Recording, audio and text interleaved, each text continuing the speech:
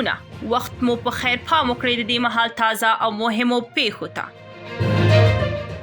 د هند په کلکته کې په یو هوټل کې اور لګېدنې لږ تر لږه 15 کسان وژلي دي.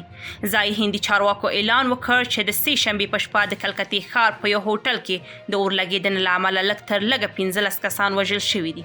د چارواکو په وینا ډېرې قربانیان د هوټل په خونو کې د ساه بندېدو له امله مړه شوي او یو کس د هوټل له 6 پوړیزه ودانۍ څخه د تېښتې په هڅه کې راښکته شو.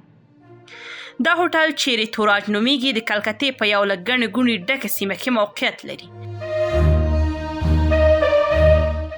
پاکستان د اطلاعاتو وزیر عطاالله تارار وايي هند په راتلونکي 4 تر 6 ساعتونو پورې پر پاکستان نظامي برید کولو پلان لري.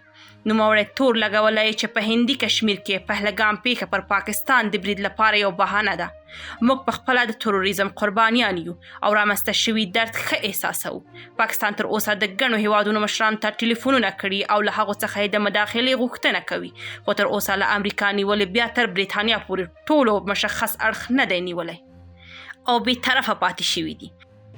پاکستان د خپل تاریخ تر ټولو نازک اقتصادي حالت کې دی او له هند سره د جګړې د پیلولو لګښتونو ته په کتو ډېر ورخطا برېښي.